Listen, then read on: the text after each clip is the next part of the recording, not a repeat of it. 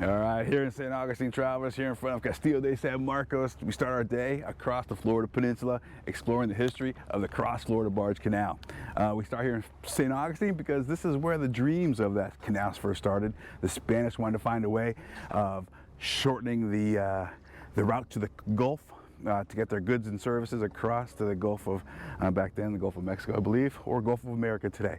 But anyway, today, in front of Castillo de San Marcos, in America's oldest city, we start our journey across the Florida Peninsula, discussing and exploring the history of the failed Cross Florida Barge Canal. It's pretty sunny out, that's why my eyes are closed, but anyway, welcome back, and let's begin this long day of exploring the history of the Cross Florida Barge Canal. Yeah, built in the 1500s, pretty cool. Didn't get completed until the 1600s, but impressive nonetheless. The story of the Cross Florida Barge Canal begins in the age of exploration. In 1567, Spanish authorities, including Pedro Menendez de Aviles, the founder of St. Augustine, spoke of a mythical waterway that could bypass the treacherous straits of Florida and connect the Atlantic to the Gulf. Early maps teased this possibility, a shimmering promise of an inland passage that would shield the ships from pirates, hurricanes, and the shifting sands of the Gulf. For centuries, map makers traced hopeful blue lines across the Florida Peninsula, each generation of explorers seeking the shortcut that would secure empires and save lives. Even though this river never existed, the idea never truly died. It haunted the imagination of those who saw Florida not as an obstacle, but as a key to fortune and safety.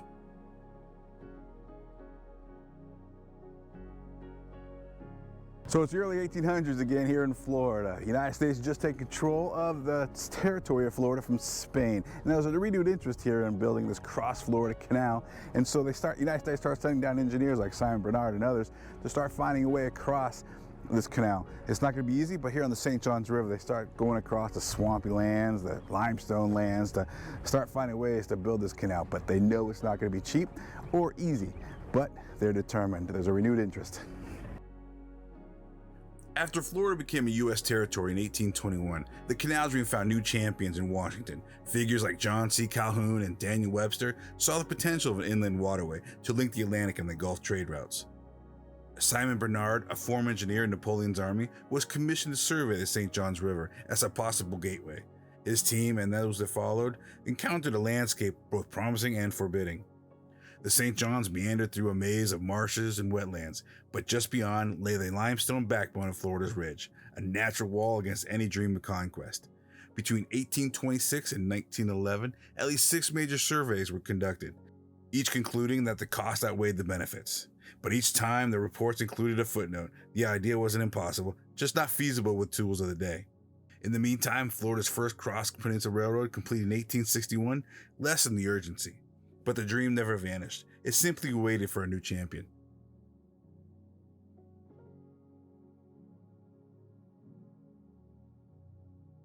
So behind me here is the Aquawa River, and this twisty little river was one of the earliest hopes in the 19th century of finding a river route between the St. Johns and the Gulf. The Aquawa River was both the promise and the peril of the canal's route, a twisting tea-colored ribbon cutting through the ancient floodplain forest. It was seen as a natural backbone of the project. For centuries, this river had been a haven for life, home to otters, turtles, and a mosaic of plant species that thrive in its shifting currents. Engineers believed the Aquawa offered a ready-made path through Central Florida, nature's own canal. But those same natural features, the snags and bends, the shallow sandbars and submerged logs, were also the river's defense. Every proposal for the canal had to reckon with this river's contradictions. It was a corridor to the Gulf, but also a sanctuary for wildlife and a vital link to Florida's ecological web.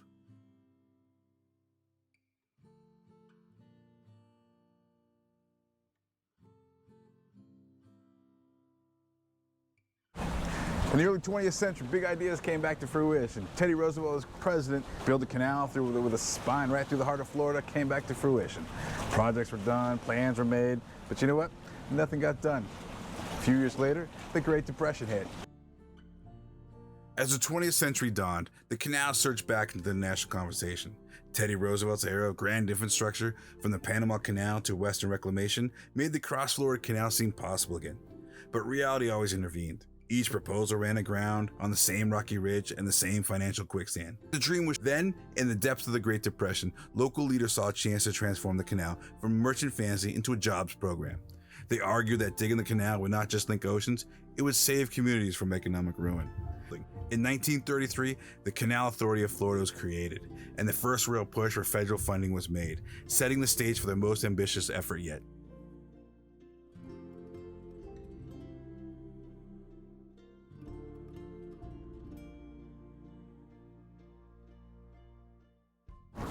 So this behind me is Rodman's Dam. This is one of the key structures of the canal project. This was started in 1935 by workers that were spurred on by FDR's promise to protect mariners from hurricanes. Under the Emergency Relief Appropriations Act, the federal government released $5 million to begin construction. In 1935, workers fanned out across Central Florida with dynamite, draglines, and determination. They cleared forests, cut into limestone, and drove bridge piers into the earth. For a brief heady year, the Cross Florida Ship Canal was no longer just a line on a map. It was becoming real. But the dream was short-lived. Political concerns emerged as soon as the first trees fell. Florida farmers and business owners worried that a sea-level canal would poison the freshwater aquifer. By 1936, just as momentum was building, funding ran dry. Protests over environmental concerns and the looming questions about the project's real value brought the first big push for the canal to a halt.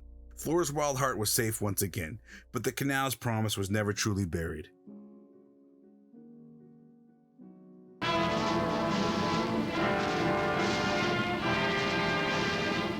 On an overcast day in February 1964, the whole world heard about Putnam County, Florida, when former President of the United States, Lyndon B. Johnson, pulled a switch which started construction on the Cross State Barge Canal near Palatka, Florida.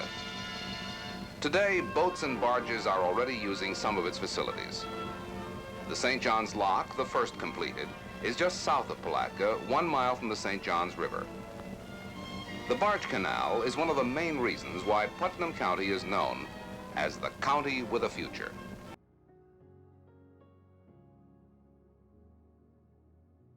So it's the 1960s during the Cold War. National defense was a rallying cry, and so there was a renewed interest in building a shortcut across the Florida Peninsula.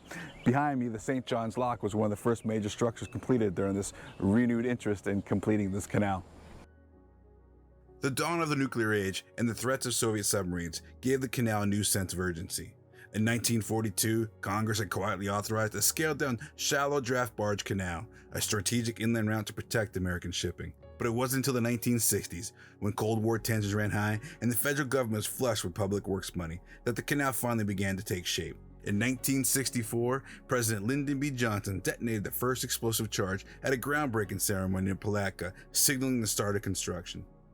Here at the St. John's Lock, engineers built a massive set of gates to lift barges out of the river's flow and into the canal's artificial channel. The canal would cut many miles off shipping journey, a shortcut born of natural defense and commercial promise. But as the concrete rose and barges prepared to navigate these locks, the country's environment conscience was awakening.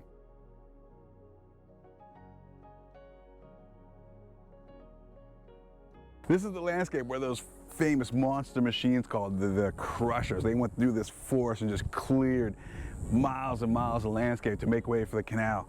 It did make progress, but it scarred and changed this landscape forever. It kind of sparked a rebellion. The crusher was a monstrous steam shovel that devoured acres of forest, flattening everything to make way for barges. To many, it was a symbol of progress. To others, it was a symbol of what America was willing to sacrifice in the name of growth. Among those voices was Marjorie Harris Carr, a biologist and conservationist whose vision of Florida's future didn't include concrete canals slicing through ancient forest. She saw the Aquawa not as a barrier to progress, but as a treasure to be protected. Her leadership through the Florida Defenders of the Environment turned the fight against the canal into a national cause. For the first time, the story of the canal was no longer just about commerce. It was about the heart of Florida itself.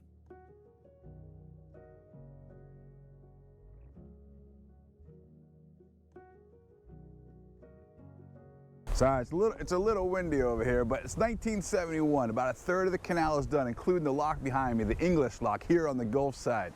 That same year, President Nixon, he halts all construction of the Florida project, the Florida Canal Project. That marks the first time in U.S. history that project on this scale has been halted by the U.S. government for environmental reasons. By 1971, the canal was almost 1/3 complete, a vast half-finished corridor that cut across the peninsula. Locks and dams had been built, concrete poured, and entire forests cleared. But the voices of protest grew louder, fueled by the environmental movement that was sweeping the nation. Rachel Carson's Silent Spring had awakened Americans to the cost of unchecked industrial growth. The Florida Defenders of the Environment and the National Environmental Defense Fund took the fight to court and won. On January 15, 1971, a federal injunction halted construction. 4 days later, President Nixon himself signed an executive order suspending the project, citing the need to protect the aquifer and the wild rivers of Central Florida. It was the first time in American history that a federal mega project was stopped in the name of the environment. The canal dream was over, but something new was about to be born.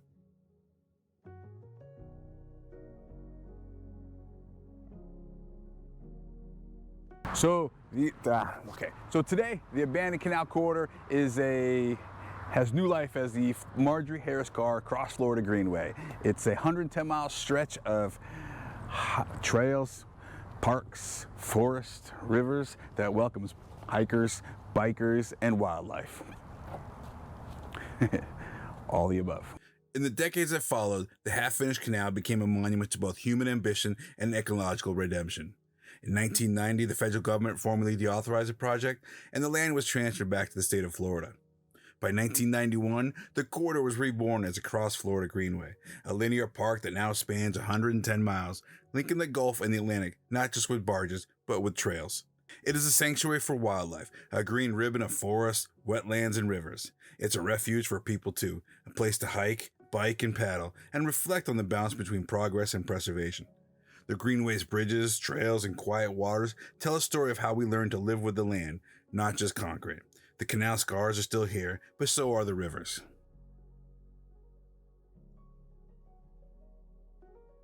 Well, that's going to do it for us for today. From here from the Rainbow River, I hope you enjoyed my journey across the Panhandle of Florida, back through history, exploring the Cross Florida Barge Canal. And yeah, if you liked it, hit the like button below and drop a comment with your thoughts below. And I'll see you next time. Thanks for joining me.